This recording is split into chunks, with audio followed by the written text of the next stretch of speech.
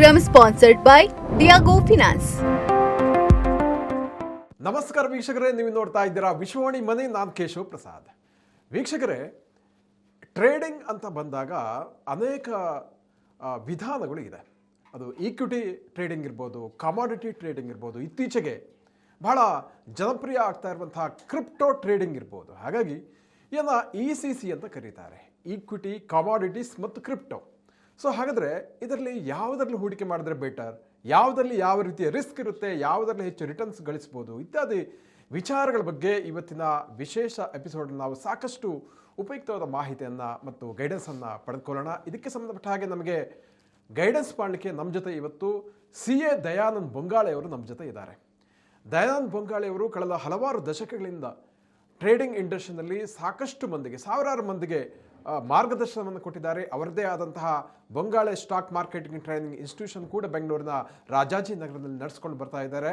ಜೊತೆಗೆ CA ಆಗಿದ್ಕೊಂಡು 5 ಡಿಗ್ರಿಗಳನ್ನು ಕೂಡ ಈ ಕ್ಷೇತ್ರದಲ್ಲಿ ಪಡೆದಿರುವಂಥದ್ದು. ಹಾಗಾಗಿ ಬನ್ನಿ ಕಾರ್ಯಕ್ರಮಕ್ಕೆ ದಯಾನಂದ್ ಬೊಂಗಾಳೆ ಅವರನ್ನ ಆಹ್ವಾನಿಸೋಣ. ನಮಸ್ಕಾರ ದಯಾನಂದ್ ಬೊಂಗಾಳೆ ಸರ್. ನಮಸ್ಕಾರ ಸರ್. ಕಳೆದ ಸಂಚಿಕೆಯಲ್ಲಿ ಹೋದ ವರ್ಷದ ಹಿನ್ನೋಟವನ್ನು ಮತ್ತು ಮುಂದಿನ ವರ್ಷದ ಮುನ್ನೋಟವನ್ನು ಕೂಡ ಸಾಕಷ್ಟು ಉಪಯುಕ್ತ ಮಾಹಿತಿಯೊಂದಿಗೆ ತಿಳಿಸಿದ್ದೀರಾ. ಹಾಗಾಗಿ ಇವತ್ತಿನ ಎಪಿಸೋಡ್ನಲ್ಲಿ ಈ ECC ಬಗ್ಗೆ, ಈಕ್ವಿಟಿ ಟ್ರೇಡಿಂಗ್ ಇರ್ಬೋದು ಅಥವಾ ಕಮಾಡಿಟೀಸ್ ಇಲ್ಲ ಅಥವಾ ಇತ್ತೀಚೆಗೆ ಬಹಳ ಜನಪ್ರಿಯ ಆಗ್ತಾ ಇರುವಂತಹ ಕ್ರಿಪ್ಟೋಗಳ ಬಗ್ಗೆ ಜನ ಸಾಕಷ್ಟು ಕುತೂಹಲವನ್ನು ತಾಳಿದ್ದಾರೆ. ಹಾಗಾಗಿ ಈ ಮೂರರ ಬಗ್ಗೆ ತಮ್ಮೊಂದು ಒಪಿನಿಯನ್ ಹೇಳ್ತೀರಾ ಅಂತ. Thank you very much sir. So ನೀವು ಕೇಳಿದ್ರೆ ECC ಬಗ್ಗೆ ಹೇಳಿ ಅಂತ. ಕರೆಕ್ಟ್. ಅಂದರೆ E for equity, C for commodity and one more C is for cryptos. Correct. So equity ಅಂದರೆ ಇದೊಂದು ಆಸ್ತಿ ಇದ್ದ ಹಾಗೆ. ಆಸ್ತಿ ಅಂದರೆ ಒಂದು ಕಂಪನಿಯ ಶೇರ್ಗಳನ್ನು ಖರೀದಿ ಮಾಡ್ತಕ್ಕಂಥದ್ದು. ಅಂದರೆ we are going to be the owners of the company. So ಇದು ನಾವು ಎಲ್ಲಿ ತನಕ ಓನರ್ಶಿಪ್ ಇಟ್ಕೋಬೋದು ಅಂದರೆ ಇದು ನಾವಿರೋ ತನಕ ಅಲ್ಲ, ಕಂಪ್ನಿ ಇರೋ ತನಕನೂ ನಾವು ಓನರ್ಸೇ. ನಾವಿಲ್ಲ ಅಂದರೆ ನಮ್ಮ ನಾಮಿನೀಸಿಗೆ ಅಥವಾ ನಾವು ಯಾರಿಗೆ ಕೊಟ್ಟಿರ್ತೀವೋ, ಯಾರ ಹೆಸರು ಬರ್ತೀವೋ ಅವ್ರ ಹೆಸರಿಗೆ ಹೋಗುತ್ತೆ. So this is an asset. Where as ಕಮಾಡಿಟಿನಲ್ಲಿ ಕೇವಲ ನಮ್ಮ ಗೋಲ್ಡ್ ಮತ್ತು ಸಿಲ್ವರಿಗೆ ಮಾತ್ರ ನಾವು ಅಸೆಟ್ಗಳಾಗಿ ETFಗಳ ಮುಖಾಂತರ ತೊಗೋಬೋದು. ಅದು ಬಿಟ್ಟರೆ ಆಸ್ತಿಯನ್ನಾಗಿ ಹೇಗೆ ತೊಗೊಳಕ್ಕೆ ಸಾಧ್ಯ? ನ್ಯಾಚುರಲ್ ಗ್ಯಾಸ್ ನಾವು ಖರೀದಿ ಮಾಡ್ಬೇಕು, ಎಲ್ಲಿದೆ? ಇಲ್ಲ. There is no equity, only futures ಅಥವಾ ಆಪ್ಷನ್ಸ್ ಮಾಡ್ಬೋದು. ಸೊ ಒಂದು thing is very clear, copper ಆಗಿರ್ಬೋದು ಅಥವಾ ನ್ಯಾಚುರಲ್ ಗ್ಯಾಸ್ ಇರ್ಬೋದು, ಕ್ರೂಡ್ ಆಯಿಲ್ ಇರ್ಬೋದು, ಅಂದರೆ ಇವೇನು ಕಮಾಡಿಟಿಗಳು ಅಂತ ಏನು ಕರಿತೀವಿ, ಇದು ಆಸ್ತಿಗಳಲ್ಲ, ಇದು ಕೇವಲ ಒಪ್ಪಂದಗಳು. ಅಂದರೆ ಓನ್ಲಿ ಎ ಫ್ಯೂಚರ್ ಕಾಂಟ್ರಾಕ್ಟ್ನ ಅಥವಾ ಆಪ್ಷನ್ಸ್ ಕಾಂಟ್ರಾಕ್ಟ್ನ ಎಂಟ್ರ್ ಆಗ್ಬೋದು. ಸೊ ಇನ್ನು ನೆಕ್ಸ್ಟ್ ಒನ್ ಮೋರ್ C ಹೇಳಿದ್ರೆ ನೀವು, ಅದು ಕ್ರಿಪ್ಟೋ ಕರೆನ್ಸಿ. ಇತ್ತೀಚಿನ ದಿನಗಳಲ್ಲಿ ಅದರಲ್ಲೂ ಯಂಗ್ಸ್ಟರ್ಸ್ಗಳಿಗೆ ನಾನೊಂದು ಕ್ರಿಪ್ಟೋ ತೊಗೋಬೇಕು. ಅದರಲ್ಲೂ ಕೂಡ ಪ್ರಮುಖವಾಗಿ ಕೆಲವೊಂದಿಷ್ಟು ಕ್ರಿಪ್ಟೋ ಕರೆನ್ಸಿಗಳಿದ್ದಾವೆ. ಕ್ರಿಪ್ಟೋ ಕಾಯಿನ್ಸ್ ಕೂಡ ಕರೀತಾರೆ ಅದಕ್ಕೆ, BTC ಅಥವಾ ಯಾವುದದು ಸಲೋನಾ ಅಂತ ಕರೀತಾರೆ, ಅಥವಾ ಇನ್ನೊಂದು 2-3 ಬರ್ತವೆ, ಇಥೀರಿಯಮ್, ಈ ಥರ ಎಲ್ಲ ಬರುತ್ತೆ. The problem is with the regulatory body. Bharat ದೇಶದಲ್ಲಿ ಸೆಬಿ ಕಂಟ್ರೋಲಲ್ಲಿ ಇರ್ತಕ್ಕಂಥ ಒಂದು ಈಕ್ವಿಟಿ ಮಾರ್ಕೆಟ್ ಇರ್ಬೋದು ಅಥವಾ ಕಮಾಡಿಟಿ ಮಾರ್ಕೆಟ್ ಇರ್ಬೋದು, ಇವೆರಡು ಒಂದು ಮಟ್ಟಕ್ಕೆ okay. Crypto currencies exceptionally dangerous. ಯಾಕಂದರೆ ಯಾವ ಸೆಬಿ ಕಂಟ್ರೋಲ್ನಲ್ಲೂ ಇಲ್ಲ, ಯಾವ ರಿಸರ್ವ್ ಬ್ಯಾಂಕ್ ಆಫ್ ಇಂಡಿಯಾ ಕಂಟ್ರೋಲ್ನಲ್ಲೂ ಇಲ್ಲ. ಸೊ ಹಾಗಾದರೆ ಅದರಲ್ಲಿ ಟ್ರೇಡ್ ಮಾಡೋದು ಯೋಗ್ಯವಾ? We have to think about it. So ನನ್ನ ಪ್ರಕಾರ ನಾವು ಕೋಟ್ಯಾಂತರ ರೂಪಾಯಿಗಳನ್ನು ಈಕ್ವಿಟಿ ಮಾರ್ಕೆಟ್ನಲ್ಲಿ, ಕಮಾಡಿಟಿ ಮಾರ್ಕೆಟ್ನಲ್ಲಿ ಮಾಡುವಾಗ ಯಾಕೆ ಇನ್ನೂ ರೆಗ್ಯುಲೇಟರಿ ಬಾಡಿ ಇಲ್ಲದಂತಹ ಕ್ರಿಪ್ಟೋನಲ್ಲಿ ಇನ್ವೆಸ್ಟ್ ಮಾಡಬೇಕು? ಅದನ್ನು ಅವಾಯ್ಡ್ ಮಾಡೋದು ಒಂದು ಮಟ್ಟಕ್ಕೆ, ನನ್ನ ತಿಳುವಳಿಕೆ ಮಟ್ಟಕ್ಕೆ ಅವಾಯ್ಡ್ ಮಾಡೋದು ಸದ್ಯದ ಪರಿಸ್ಥಿತಿಗೆ. ಮುಂದೇನಾದರೂ ಅದಕ್ಕೆ ರೆಗ್ಯುಲೇಟರಿ ಬಾಡಿ ಬಂದರೆ ಡೆಫಿನೆಟ್ಲಿ ಅದು ನಾನೇ ಹೇಳ್ಕೊಡ್ಬೋದೇನೋ, ಆದರೆ ಸದ್ಯದ ಮಟ್ಟಿಗೆ I don't consider it as an investment. ಇನ್ನು ಎರಡನೇ ಪಾಯಿಂಟ್ ಬಂದಾಗ, ನಮ್ಮ ಈಕ್ವಿಟಿ ಮಾರ್ಕೆಟಿಗೆ 6 ತಾಸು 15 ನಿಮಿಷದ ಒಂದು ಮಾರ್ಕೆಟ್ ಇದು. ಬೆಳಗ್ಗೆ 9:15 ಸ್ಟಾರ್ಟ್ ಆದರೆ 3:30 ತನಕ ಇರುತ್ತೆ. ಕರೆಕ್ಟ್. ಇನ್ನು ಕಮಾಡಿಟಿ ಮಾರ್ಕೆಟ್ ತೊಗೊಂಡಾಗ ಬೆಳಗ್ಗೆ 9 ಗಂಟೆಯಿಂದ ರಾತ್ರಿ 11 ಗಂಟೆ 50 ನಿಮಿಷ ತನಕ, ಅಂದರೆ ಸರಿ ಸುಮಾರು ಹೇಳಬೇಕು ಅಂದರೆ ಒಂದು 17-18 ತಾಸು ಇರ್ತಕ್ಕಂಥ ಮಾರ್ಕೆಟ್. ಇನ್ನು ನಿಮ್ಮ ಕ್ರಿಪ್ಟೋಸ್ ತೊಗೊಂಡ್ರೆ 24 ಅವರ್ಸ್. ಸೊ ಟೆನ್ಷನ್ನು ಕಡಿಮೆ ಬೇಕು ಅಂದರೆ ಈಕ್ವಿಟಿ, ಸ್ವಲ್ಪ ಟೆನ್ಷನ್ ಜಾಸ್ತಿ ಬೇಕು ಅಂದರೆ ಕಮಾಡಿಟಿ, ಬರೇ ಟೆನ್ಷನ್ನಲ್ಲೇ ಇರಬೇಕು ಅಂದರೆ ಕ್ರಿಪ್ಟೋಸ್. ಇದು ನಿಮಗೆ ಕ್ಲಿಯರ್ ಆಯಿತು ಅಂತ. ಇದ್ರ ಜೊತೆಗೆ ವಾಲಟಾಲಿಟಿ ಬಗ್ಗೆ ಒಂದು ಸ್ವಲ್ಪ ಮಾತಾಡಲೇಬೇಕು. ಓಕೆ, ನಾವು ಈ ನಿಫ್ಟಿಯ ಸೂಚ್ಯಾಂಕ ಏನು ನೋಡಿದ್ವಿ, ಇಡೀ ವರ್ಷದ ಒಂದು ಏರಿಳಿತಗಳನ್ನು ನೋಡಿದಾಗ 10% ಪಾಸಿಟಿವ್ ಸಿಕ್ತು ಸರ್ ನಮಗೆ ಒಂದು ವರ್ಷದಲ್ಲಿ ಅಂತ ನೋಡ್ತಾ ಇದ್ದೀವಿ. ಅಥವಾ ಬ್ಯಾಂಕ್ ನಿಫ್ಟಿ 12 ಬ್ಯಾಂಕ್ಗಳ ಸಮೂಹ, ಒಂದು ಬ್ಯಾಂಕ್ ನಿಫ್ಟಿನಲ್ಲಿ ಇಡೀ ವರ್ಷದಲ್ಲಿ 15% ಒಂದು ನಮಗೆ ಪಾಸಿಟಿವ್ ಪಾಯಿಂಟ್ನ ನೋಡ್ತಾ ಇದ್ದೀವಿ. ಅಥವಾ ಸೆನ್ಸೆಕ್ಸು ಒಂದು 9% 10% ಬಂದಿರೋದು ನೋಡ್ತಾ ಇದ್ದೀವಿ. ಆದರೆ ಈ ಕ್ರಿಪ್ಟೋ ಕರೆನ್ಸಿಗಳಲ್ಲಿ ಅರ್ಧ ಗಂಟೆನಲ್ಲೇ ಬೇಕಿದ್ರೆ 10ರಿಂದ 15% ಮೂಮೆಂಟಮ್ ಆಗುತ್ತೆ. ಸೊ ಅವ್ರು ಏನಾದರೂ ಟ್ರೇಡರ್ ಆಗಿದ್ದರೆ ಅವ್ರದ್ದು ಹೃದಯ ಯಾವ ಥರ ವರ್ಕ್ ಆಗ್ಬೋದು ಅಥವಾ ಎದೆ ಏನಾಗಬಾರ್ದು. ಕರೆಕ್ಟ್. ಸೊ ಅಷ್ಟೊಂದು ಟೆನ್ಷನ್ ಮಾಡಿಕೊಂಡು ರೆಗ್ಯುಲೇಟರಿ ಬಾಡಿ ಇಲ್ಲದಂತಹ ಅಥವಾ ಲಿಕ್ವಿಡಿಟಿ ಇಲ್ಲದಂತಹ ಕ್ರಿಪ್ಟೋಸ್ಗಳಲ್ಲಿ ಯಾಕೆ ಹೂಡಿಕೆ?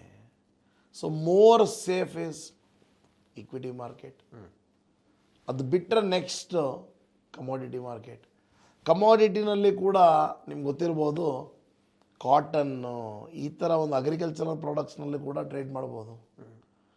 ಕಾರ್ಡಮಮ್, ಏಲಕ್ಕಿ ಅದರಲ್ಲೂ ಕೂಡ ಟ್ರೇಡ್ ಮಾಡ್ಬೋದು. ಸೊ ಇದನ್ನೆಲ್ಲ ನಾವು ಒಬ್ಬ ಬಿಸ್ನೆಸ್ ಮ್ಯಾನಿಗೆ ಒಂದು ಹೆಡ್ಜಿಂಗ್ ಟೂಲಾಗಿ ಯೂಸ್ ಮಾಡ್ಬೋದು ಹೊರತು it is not A trading tool at all. So ನಾನೇನು ಹೇಳೋಕ್ಕೆ ಇಷ್ಟಪಡ್ತೀನಿ ಅಂದರೆ, ಸ್ಟಾಕ್ ಮಾರ್ಕೆಟ್ನಲ್ಲಿ ಶೇರ್ಸ್ಗಳನ್ನು ತೊಗೊಂಡು ಅದರ ಅಗೇನ್ಸ್ಟ್ ಆಗಿ ಆಪ್ಷನ್ ಸೆಲ್ಲಿಂಗೋ ಅಥವಾ ಫ್ಯೂಚರ್ ಸೆಲ್ಲಿಂಗೋ ಬೈಯಿಂಗೋ ಮಾಡ್ಬೋದು for a hedging purpose, more safe. ಕಮೋಡಿಟೀಸ್ನಲ್ಲಿ ಕೇವಲ ಸ್ಟಾಪ್ ಲಾಸ್ ಇಟ್ಕೊಂಡು ನಾನೇನೋ ಟ್ರೇಡ್ ಮಾಡ್ತೀನಿ ಅಂತ ಹೋದರೆ ಅವರ ಕತೆ ಅಷ್ಟೇ. ಯಾಕಂದರೆ ಅತಿ ಹೆಚ್ಚಿನ ಗ್ಯಾಪ್ ಅಪ್ಪು ಗ್ಯಾಪ್ ಡೌನ್ ಕಾಣಿಸ್ಕೊಂತಕ್ಕಂಥದ್ದು ಕಮೋಡಿಟಿ ಮಾರ್ಕೆಟ್ನಲ್ಲಿ. ಸೊ ಅಲ್ಲಿ ಸ್ಟಾಪ್ ಲಾಸ್ ಅಷ್ಟೊಂದು ಬಳಕೆ ಆಗಲಿಕ್ಕಿಲ್ಲ. ನಾವು ನೋಡ್ತಾ ಇದ್ದೀವಿ, ಈ ಚಳಿಗಾಲ ಜಾಸ್ತಿ ಆದ ಹಾಗೆ ನ್ಯಾಚುರಲ್ ಗ್ಯಾಸ್ನ ಡಿಮ್ಯಾಂಡ್ ಜಾಸ್ತಿ ಇತ್ತು. ಸೊ ಕಂಪ್ಲೀಟ್ಲಿ ಗ್ಲೋಬಲ್ ಮಾರ್ಕೆಟ್ನಲ್ಲಿ 150 ರೂಪಾಯಿಂದ ಏನು ನ್ಯಾಚುರಲ್ ಗ್ಯಾಸ್ ಇರ್ತಕ್ಕಂಥದ್ದು ನಾವು 490 ರೂಪಾಯಿ 498ಕ್ಕೆ ಹೋಗಿದ್ದನ್ನು ಕೂಡ ನೋಡಿದ್ವಿ. ಕೇವಲ 1 ತಿಂಗಳು ಆಗಿಲ್ಲ ಇನ್ನೂ, now the price has slash to 350. ಎಲ್ಲಿ 490, ಎಲ್ಲಿ 350? ಯಾವ ರೀತಿಯ ವಾಲಟಾಲಿಟಿ ಇದು? ನಾವು ಕಷ್ಟಪಟ್ಟು ಹಣಗಳನ್ನು ತೊಗೊಂಬಂದು ಹೂಡಿಕೆ ಮಾಡಿರ್ತೀವಿ. ಅಷ್ಟೊಂದು ವಾಲಟಾಲಿಟಿನಲ್ಲಿ ಒಬ್ಬ ಮನುಷ್ಯ ಉಳಿಲಿಕ್ಕೆ ಸಾಧ್ಯನಾ? ಹೆಡ್ಜ್ ಮಾಡಲಿಲ್ದವ್ರಂತೂ ಉಳಿಯೋಕ್ಕೆ ಸಾಧ್ಯನೇ ಇಲ್ಲ. ಇನ್ನು ಹೆಡ್ಜ್ ಮಾಡಿರ್ತಕ್ಕಂಥವ್ರು ಕೂಡ ಅವ್ರ ಡೈರೆಕ್ಷನಲ್ಲಿ ಮಾರ್ಕೆಟ್ ಇದ್ದರೆ ಫೈನ್, ಇಲ್ಲ ಅಂದರೆ ಒಂದು ಸಣ್ಣ ಲಾಸ್ಗಳು ಆಗೇ ಆಗ್ತವೆ. ಸೊ ನನ್ನ ಪ್ರಕಾರ you should avoid cryptos, little favourable to commodities, extremely safe and proper is our equity market. ಇದು ಸಾರಾಂಶ ಸರ್. Fantastic sir. ಹಾಗಿದ್ರೆ ಹೂಡಿಕೆಯನ್ನು ಈಕ್ವಿಟೀಸಲ್ಲಿ ಮಾಡ್ಬೋದು, ಕಮ್ಯುನಿಟೀಸಲ್ಲಿ ಮಾಡ್ಬೋದು, ಹಾಗಿದ್ರೆ ಏನು ಹೇಳ್ತೀರಿ ಇದಕ್ಕೆ? ಎಸ್, ಡೆಫಿನೆಟ್ಲಿ ಮಾಡ್ಬೋದು. ನಾನು ಆಗಲೇ ಹೇಳಿದೆ, ಕೇವಲ ಗೋಲ್ಡು ಮತ್ತು ಸಿಲ್ವರ್ನಲ್ಲಿ ಮಾತ್ರ ಮಾಡ್ಬೋದು. ಓಕೆ, ಅಂದರೆ ಅದು ಹೇಗೆ ಅಂದರೆ, ಈ ಗೋಲ್ಡು ಮತ್ತು ಸಿಲ್ವರ್ಗಳನ್ನು ಫಿಸಿಕಲಿ ತೊಗೊಂಡು ಇಟ್ಕೋಬೋದು. ನ್ಯಾಚುರಲ್ ಗ್ಯಾಸ್ ಹೆಂಗೆ ಇಟ್ಕೊಳಕ್ಕಾಗತ್ತೆ? ಆಗಲ್ಲ. ಕ್ರೂಡ್ ಆಯಿಲ್ ಹೆಂಗೆ ಇಟ್ಕೊಳಕ್ಕಾಗತ್ತೆ? ಆಗಲ್ಲ. ಸೊ ಇಲ್ಲಿ ನಮ್ಮಲ್ಲಿ ನ್ಯಾಷನಲ್ ಸ್ಟಾಕ್ ಎಕ್ಸ್ಚೇಂಜ್ NSE ಏನು ಕರಿತೀವಿ, ಓಕೆ, ಅದ್ರ ಪ್ರಕಾರ ನಮಗೆ ಇಲ್ಲಿ ಗೋಲ್ಡ್ ಬೀಸ್ ಮತ್ತು ಸಿಲ್ವರ್ ಬೀಸ್ ಅಂತ ಇದೆ. ಇದು ಕೂಡ ಕಮೋಡಿಟಿ ಮಾರ್ಕೆಟೇ, ಆದರೆ ಇದನ್ನು ಅಸೆಟ್ ಥರ ತೊಗೊಂಡಿಟ್ಕೋಬೋದು. ಅಂದರೆ ಅರ್ಥ ಅಸೆಟ್ ಥರ ಅಂದರೆ ಬೀಸ್ ಅಂದರೆ bench mark exchange traded scheme. So ಈ ಬೀಸ್ ಅಂದರೆ ಈಗ ಫಾರ್ ಎಕ್ಸಾಂಪಲ್ ಒಂದು ಸುಮ್ಮನೆ just for example for educational purpose ಒಂದು ನೇಮ್ ಹೇಳಬೇಕು ಅಂದರೆ ಟಾಟಾ ಗೋಲ್ಡ್ ETF ಅಂತ ಇದೆ. ಈ ಟಾಟಾ ಗೋಲ್ಡ್ ETF ಬೆಲೆ ಒಂದು ಸುಮಾರು ಒಂದು 11 ರೂಪಾಯಿ, 10 ರೂಪಾಯಿಂದ 11 ರೂಪಾಯಿ ರೇಂಜಲ್ಲಿ ಇರುತ್ತೆ ಅಂತ. ಓಕೆ, ಒಬ್ಬ ವ್ಯಕ್ತಿಗೆ ಗೋಲ್ಡ್ ತೊಗೋಬೇಕು ಅಂತ ಆಸೆ ಇರುತ್ತೆ. ಹೇಗೆ ತೊಗೊಳೋದು? ಟಾಟಾ ಗೋಲ್ಡ್ ETF ಒಂದು 11 ರೂಪಾಯಿಗೆ ತೊಗೊಂಡ್ರೆ ಅದು ಕೂಡ ಗೋಲ್ಡೇ. ಗೋಲ್ಡಿನ ಬೆಲೆ 5% ಮೇಲೆ ಹೋಯ್ತು ಅಂದರೆ ಇದು 11 ರೂಪಾಯಿ ಇರೋದು ಕೂಡ 5% ಜಾಸ್ತಿ ಆಗಿರುತ್ತೆ. ಸೊ ದಿಸ್ ಇಸ್ ಪ್ಯೂರ್ಲಿ ಗೋಲ್ಡೇ. ಬೆನಿಫಿಟ್ ನೋಡಿ ಎಷ್ಟು ಚೆನ್ನಾಗಿದೆ ಅಂದರೆ, ಕಮಾಡಿಟೀಸ್ನಲ್ಲಿ ಬರೀ ಫ್ಯೂಚರ್ ಆ್ಯಂಡ್ ಆಪ್ಷನ್ಸ್ ಇರಬಹುದು, ಬಟ್ ಸಿಲ್ವರು ಮತ್ತು ಗೋಲ್ಡಿಗೆ ಮಾತ್ರ ಬೀಸ್ ಅವೈಲಬಲ್ ಇದೆ. ಸೊ ಇದು ಕೂಡ ಒಂದು ಆಸ್ತಿಯಾಗಿ ಹೂಡಿಕೆಯಾಗಿ ನಾವು ಗೋಲ್ಡ್ ಬೀಸ್ ಮತ್ತು ಸಿಲ್ವರ್ ಬೀಸ್ ತೊಗೋಬೋದು. ಸೊ ಹಾಗಾದರೆ ಬೆನಿಫಿಟ್ಸ್ ಏನು ಸರ್ ಇದ್ರದ್ದು ಅಂತ ನಿಮ್ಮ ಮನಸ್ಸಾಗಿದ್ದರೆ ಸಾಕಷ್ಟು ಬೆನಿಫಿಟ್ಸ್ ಇದೆ. ನಂಬರ್ 1, ನಾವು ಗೋಲ್ಡ್ ತೊಗೊಂಡಾಗ ಮೇಕಿಂಗ್ ಚಾರ್ಜು ವೇಸ್ಟೇಜ್ ಕೊಡಬೇಕು. ಇವತ್ತಿನ ದಿನ ಮಿನಿಮಮ್ 10%ಇಂದ 20% ತನಕ ಮೇಕಿಂಗ್ ವೇಸ್ಟೇಜ್ ಎಲ್ಲ ಇರುತ್ತೆ. ಯಾವ ಮೇಕಿಂಗ್ ಚಾರ್ಜ್ ಇಲ್ಲ, ವೇಸ್ಟೇಜ್ ಇಲ್ಲ, ಫಸ್ಟ್ ಪಾಯಿಂಟ್. ಎರಡನೇ ಪಾಯಿಂಟು GST. ನಾವು ಬಂಗಾರದ ಅಂಗಡಿಗೆ ಹೋದರೆ 3% GST ಹಾಕ್ತಾರೆ. ಗೋಲ್ಡ್ ಬೀಸೋ ಸಿಲ್ವರ್ ಬೀಸ್ ತೊಗೊಂಡ್ರೆ ಯಾವುದೇ ರೀತಿಯ GST ಇಲ್ಲ. ಮೂರನೇದು, ನಾವು ಕಳ್ಕೊಬೋದಪ್ಪ ಬಂಗಾರನ, ಯಾರಾದರೂ ಕದಿಬೋದು, ರೋಡಲ್ಲಿ ಹೋಗ್ತಾ ಯಾರೋ ಅಪಹರಣ ಮಾಡ್ಬೋದು, ಅದು ಏನಾದರೂ ಈ ಥರ ಮನೇಲಿ ಇಟ್ಟೋದಾಗ ಯಾರೋ ಕಳ್ತನ ಮಾಡ್ಬೋದು ಅಂತ ಭಯ ಇರುತ್ತೆ. ಯಾವ ಭಯನೂ ಇಲ್ಲ, ಡಿಜಿಟಲ್ ಫಾರ್ಮ್ಯಾಟ್ನಲ್ಲಿ ನಮ್ಮ ಅಕೌಂಟ್ನಲ್ಲಿ ನಮ್ಮ ಹತ್ರ ಇರುತ್ತೆ. ನಾಲ್ಕನೇದು, ನಾವು ಮಕ್ಕಳಿಗೆ ಅಂತ ನಾವು ಬಂಗಾರ ಇವತ್ತು ಆರ್ನಮೆಂಟ್ ತೊಗೊಂಡಿರ್ತೀವಿ, ನಾಳೆ ಮಕ್ಕಳು ದೊಡ್ಡವರಾದ್ಮೇಲೆ ಅವ್ರಿಗೆ ಅದು ಬಂಗಾರ ಕೊಟ್ಟರೆ ನನಗೆ ಹಳೆ ಡಿಸೈನ್ ಇಷ್ಟ ಆಗಲ್ಲ, ನಂಗೆ ಹೊಸ ಡಿಸೈನ್ ಬೇಕು ಅಂತ ಕೇಳ್ತಾರೆ. ಅವಾಗ ಮತ್ತೆ ಆ ಬಂಗಾರನ ಮೆಲ್ಟ್ ಮಾಡಿಸಿ ಮತ್ತೆ ಹೊಸದಾಗಿ ಆರ್ನಮೆಂಟ್ ಮಾಡಿಸಿದ್ರೆ ತಿರ್ಗಾ ಮತ್ತೆ 10-20% ಮತ್ತೆ ಮೇಕಿಂಗ್ ಚಾರ್ಜ್. ಆ ಟೈಮಿಗೆ ಅಲ್ಲೂ ಲಾಸ್ ಆಗುತ್ತೆ. ಇನಿಷಿಯಲ್ ಟೈಮ್ನಲ್ಲೂ ಲಾಸು, ಆಮೇಲೂ ಕೂಡ ಲಾಸು. ಇನ್ನು ಮೆಜಾರಿಟಿಯಲ್ಲಿ ನಾವು ಭಾರತೀಯರು ಏನು ಮಾಡ್ತೀವಿ ಅಂದರೆ ಈ ಬಂಗಾರಗಳನ್ನು ಅತಿ ಹೆಚ್ಚಾಗಿ ಯಾವುದಾರ ಒಂದು ಮನೆ ಫಂಕ್ಷನ್ಗಳಿದ್ದಾಗ ಅದನ್ನು ಉಪಯೋಗಿಸ್ತೀವಿ. ಸೊ ಹಾಗಾದ್ರೆ ಅದನ್ನು ತೊಗೊಂಡು ಒಂದು ಕಡೆ ಲಾಕರ್ನಲ್ಲಿ ಇಟ್ಟಿರ್ತೀವಿ. ಲಾಕರಿಗೆ ಬಾಡಿಗೆ ಕೊಡಬೇಕು. ಆ ಲಾಕರ್ ಚಾರ್ಜ್ ಆಲ್ಸೋ ಉಳಿತಾ ನಿಮಗೆ. ಸೊ ಈ ಎಲ್ಲ ಬೆನಿಫಿಟ್ಸ್ ಇರೋದು ಕಮಾಡಿಟಿನಲ್ಲಿ ಇದೆ. ಅಂದರೆ ಬೀಸ್ ಮುಖಾಂತರ ತಗೋಬೋದು. ಸೊ ಒಂದು ಆಸ್ತಿಯನ್ನಾಗಿ ನಾಟ್ ಓನ್ಲಿ ಈಕ್ವಿಟಿ, ಕಮಾಡಿಟೀಸ್ನಲ್ಲಿ ಗೋಲ್ಡ್ ಮತ್ತು ಸಿಲ್ವರ್ನ ಖರೀದಿ ಮಾಡ್ಬೋದು. ಗೋಲ್ಡ್ ಬೀಸ್, ಸಿಲ್ವರ್ ಬೀಸ್ ಅಂತ ಬರುತ್ತೆ. ಅಥವಾ ಸಾಕಷ್ಟು ಪ್ರೈವೇಟ್ ಕಂಪ್ನೀಸ್, HDFC ಅವ್ರದ್ದು ಕೂಡ ETF ಇದೆ, ಟಾಟಾದವ್ರದ್ದು ಟಾಟಾ ಗೋಲ್ಡ್ ETF ಅಂತ ಇದೆ. ಸೊ ಈ ಥರ ಪ್ರೈವೇಟ್ ಕಂಪ್ನೀಸ್ಗಳು ಕೂಡ ETF ನಂಗೆ ಮಾಡಿದ್ದಾರೆ. ಅದನ್ನಾದರೂ ತೊಗೋಬೋದು, ಅಥವಾ ಡೈರೆಕ್ಟಾಗಿ ಗೋಲ್ಡ್ ಬೀಸು ಅಥವಾ ಸಿಲ್ವರ್ ಬೀಸ್ಗಳನ್ನು ಕೂಡ ತೊಗೋಬೋದು. ಸರ್, ಈಗ ತಾವು ಭಾಳ ಚೆನ್ನಾಗಿ ಹೇಳಿದ್ರಿ ಗೋಲ್ಡ್ ಬೀಸ್ನ ಉಪಯೋಗಗಳ ಬಗ್ಗೆ. ಇಲ್ಲಿಗ ಇನ್ವೆಸ್ಟ್ಮೆಂಟ್ ಬಗ್ಗೆ ಈಗ ಅಂದರೆ ಯೂನಿಟ್ ಲೆಕ್ಕದಲ್ಲಿರುತ್ತಾ, ಎಷ್ಟು ಇನ್ವೆಸ್ಟ್ ಮಿನಿಮಮ್ ಅಂದಾಜು ಸರ್ ಏನಾಗುತ್ತೆ, ಬಂಗಾರದ ಅಂಗಡಿಗೆ ಹೋಗಿ ನನಗೆ 20 ರೂಪಾಯಿದು ಗೋಲ್ಡ್ ಕೊಡಿ ಅಂತ ಹೇಳಲಿಕ್ಕೆ ಬರಲ್ಲ. ಆದರೆ ಟಾಟಾ ಗೋಲ್ಡ್ ಫಾರ್ ಎಕ್ಸಾಂಪಲ್ ಅಂದ್ಕೊಳ್ಳಿ, 11 ರೂಪಾಯಿನೋ 11 ರೂಪಾಯಿ 20 ಪೈಸೆ, ಅದು what ever the rate B, 10 ರೂಪಾಯಿ ಅಂತ ಭಾವಿಸ್ರಿ. ಒಬ್ಬ ವ್ಯಕ್ತಿ ಹತ್ರ 20 ರೂಪಾಯಿ ದುಡ್ಡಿದ್ರೆ ಅವರು 2 ಯೂನಿಟ್ಸ್ಗಳನ್ನು ತಗೋಬೋದು. ಇದಕ್ಕೆ ಶೇರ್ಸ್ ಅಂತ ಕರೆಯಲ್ಲ, ಇದಕ್ಕೆ ಯೂನಿಟ್ಸ್ ಅಂತ ಕರೀತಾರೆ. So 2 unit Tata gold ETF ತೊಗೊಂಡು ಇಟ್ಕೋಬೋದು. 20 ರೂಪಾಯಿ ಹೂಡಿಕೆ ಮಾಡಿದ್ದಾರೆ. ಸರ್ ಏನು ಸರ್ ಈ ವರ್ಷ 20% ಗೋಲ್ಡ್ ರೇಟ್ ಮೇಲೆ ಹೋಗಿದೆ ಅಂತಂದರೆ ಆ 20 ರೂಪಾಯಿಗೆ ಇಯರ್ ಎಂಡಿಗೆ ನೋಡಿದಾಗ ಅದು 24 ರೂಪಾಯಿ ಆಗಿರುತ್ತೆ. ಓ ಫ್ಯಾಂಟಾಸ್ಟಿಕ್. ಸೊ ನಮ್ಮ ಹತ್ರ 20 ರೂಪಾಯಿ ಜಸ್ಟ್ ಎಕ್ಸಾಂಪಲ್ ಕೊಟ್ಟೆ. ಪ್ರತಿ ತಿಂಗಳು ನನ್ನ ಹತ್ರ ಒಂದು 1000 ರೂಪಾಯಿ ದುಡ್ಡಿದೆ, 100 ಯೂನಿಟ್ಸ್ಗಳನ್ನು ಬೈ ಮಾಡಿ ಪ್ರತಿ ತಿಂಗಳು. ಸರ್ ಈ ತಿಂಗಳು ನನ್ನ ಹತ್ರ 10,000 ಬಂತು, 1000 ಯೂನಿಟ್ಸ್ ತೊಗೊಳ್ಳಿ. ಸೊ ಏನಾಗುತ್ತೆ, ಆ್ಯಾವ್ರೇಜಿಂಗ್ ಆಗ್ತಾ ಹೋಗುತ್ತೆ. ಕಡಿಮೆ ಬಂಡವಾಳದಲ್ಲಿ ಕೂಡ ಅಸೆಟ್ಗಳನ್ನಾಗಿ ಈ ಕಮಾಡಿಟಿಗಳಲ್ಲಿ ಗೋಲ್ಡು ಮತ್ತು ಸಿಲ್ವರ್ ಬೀಸ್ಗಳನ್ನು ಖರೀದಿ ಮಾಡ್ಬೋದು. ಸಿಲ್ವರ್ ರೇಟ್ ಅಂತೂ ಭಾಳ ಅಬ್ನಾರ್ಮಲ್ ಆಗಿ, ಸಿಲ್ವರ್ ಬಿಡಿ ಮಾತಾಡೋಂಗಿಲ್ಲ. ನನಗೆಲ್ಲ ಒಂದು ಕಡೆ ಭಯ, ಸಿಲ್ವರ್ ಯಾವಾಗ ಬಂಗಾರ ಆಗ್ಬಿಡುತ್ತೋ ಅಂತ. ಅಂದರೆ ಸಿಲ್ವರ್ನ ಬೆಲೆ ಬಂಗಾರಕ್ಕೆ ಮೀಟ್ ಮಾಡುತ್ತಾ ದಾಟಿಸ್ಬಿಡುತ್ತಾ ಅನ್ನೋ ಆ ಥರ ಒಂಥರ ಅದೇ ಹ್ಯೂಮರಸ್ ನೋಟ್ ಹೇಳ್ತಾ ಇರ್ತಕ್ಕಂಥದ್ದು. ಏನು ಬೆಲೆ ಇದು, ಮೈ ಗಾಡ್ ಇಟ್ಸ್ ಗೋಯಿಂಗ್. ಯಾಕಂದರೆ ನೀವೆಲ್ಲ ಚೆನ್ನಾಗಿ ಗೊತ್ತು ನಮಗೆ, ಎಲೆಕ್ಟ್ರಾನಿಕ್ ಐಟಮ್ಸ್ನಲ್ಲಿ, ಹೌದು, ಎಲೆಕ್ಟ್ರಿಕಲ್ ಐಟಮ್ಸ್ನಲ್ಲಿ ಕಟ್ ಮಾಡಿದ್ದಾನೆ, ಎಲೆಕ್ಟ್ರಾನಿಕ್ ಗ್ಯಾಡ್ಜೆಟ್ಸ್ಗಳಲ್ಲಿ ಕೂಡ ಸಾಕಷ್ಟು ಇಂಡಸ್ಟ್ರಿಯಲ್ ಯೂಸ್ ಕೂಡ ಆಗ್ತಾ ಇದೆ ಸಿಲ್ವರ್. ಹಾಗಾಗಿ ಇದರ ಬೇಡಿಕೆ ಒಂದು ಸ್ವಲ್ಪ ಜಾಸ್ತಿ ಆಗಿದೆ. ನಿಜ.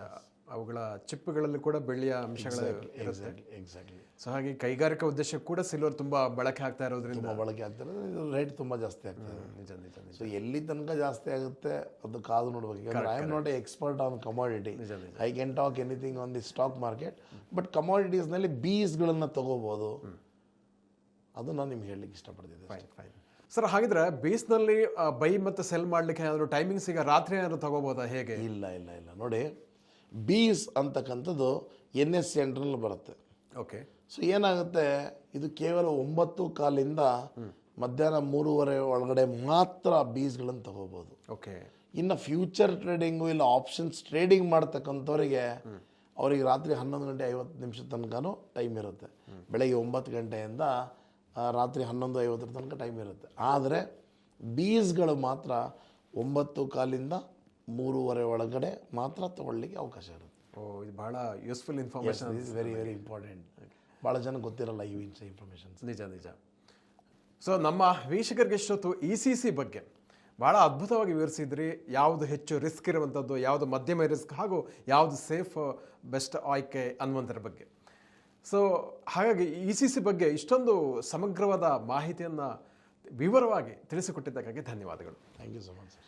ವೀಕ್ಷಕರೇ, CA ದಯಾನಂದ್ ಬೊಂಗಾಳೆ ಅವರು ಇವತ್ತು ಬಹಳ ಮಹತ್ವದ ವಿಚಾರವನ್ನೇ ನಮ್ಮ ಮುಂದೆ ಇಟ್ಟಿದ್ದಾರೆ. ಮುಖ್ಯವಾಗಿ ECC ಬಗ್ಗೆ, ಈಕ್ವಿಟಿ ಟ್ರೇಡಿಂಗ್ ಇರ್ಬೋದು, ಕಮಾಡಿಟೀಸ್ ಇರ್ಬೋದು, ಕ್ರಿಪ್ಟೋ ಬಗ್ಗೆ, ಈ 3 ಪ್ರಮುಖ ಅಸೆಟ್ಗಳ ಬಗ್ಗೆ ಬಹಳ ವಿಸ್ತೃತವಾದ ವಿವರವನ್ನು ಕೊಟ್ಟಿದ್ದಾರೆ. ಯಾವುದು ಹೈಯೆಸ್ಟ್ ರಿಸ್ಕ್ ಇರುವಂಥದ್ದು ಕ್ರಿಪ್ಟೋ ಅಂತ ಹೇಳಿದರು, ಅದರಲ್ಲಿ ಇರತಕ್ಕಂಥ ಅಪಾಯಗಳ ಬಗ್ಗೆ ಹೇಳಿದ್ದಾರೆ. ಅದೇ ರೀತಿ ಕಡಿಮೆ ಅಂದರೆ ಮಧ್ಯಮ ಅಪಾಯ ಇರುವಂತಹ ಕಮಾಡಿಟೀಸ್ ಬಗ್ಗೆನೂ ಕೂಡ ಹೇಳಿದರು. ಸೇಫ್ ಬೆಟ್ ಅನ್ನೋದ ಈಕ್ವಿಟಿ ಟ್ರೇಡಿಂಗ್ ಬಗ್ಗೆ ಕೂಡ ಸಾಕಷ್ಟು ಮಾಹಿತಿಯನ್ನು ತಿಳಿಸಿಕೊಟ್ಟಿದ್ದಾರೆ. ಹಾಗಾಗಿ ನಿಮ್ಮೆಲ್ಲ ನೀವು ಆಲ್ರೆಡಿ ಈ 3 ಅಸೆಟ್ಗಳಲ್ಲಿ ಇನ್ವೆಸ್ಟ್ ಮಾಡ್ತಾ ಇರ್ಬೋದು, ಟ್ರೇಡಿಂಗ್ ಮಾಡ್ತಾ ಇರ್ಬೋದು. ಹಾಗಾಗಿ ನಿಮ್ಮ ಒಂದು ಎಕ್ಸ್ಪೀರಿಯನ್ಸ್ ಪ್ರಕಾರ ಕ್ರಿಪ್ಟೋನಲ್ಲಿ ಇನ್ವೆಸ್ಟ್ ಮಾಡಬೇಕೆ, ಯಾವುದು ಹೆಚ್ಚು ಡೇಂಜರಸ್ ಅನ್ನೋದ್ರ ಬಗ್ಗೆ ನೀವು ಕಾಮೆಂಟ್ ಬಾಕ್ಸ್ನಲ್ಲಿ ನಿಮ್ಮ ಅಭಿಪ್ರಾಯವನ್ನು ತಿಳಿಸ್ಬೋದು. ಅದಕ್ಕಾಗಿ ನಾವು ಕಾಯ್ತಾ ಇರ್ತೀವಿ. ಇಂತಹ ಮತ್ತಷ್ಟು ಉಪಯುಕ್ತ ವಿಡಿಯೋಗಳಿಗೆ ವಿಶ್ವವಾಣಿ ಮನಿ ಯೂಟ್ಯೂಬ್ ಚಾನಲನ್ನು ವೀಕ್ಷಿಸಿ ಮತ್ತು ಸಬ್ಸ್ಕ್ರೈಬ್ ಮಾಡಿ. ವಂದನೆಗಳು.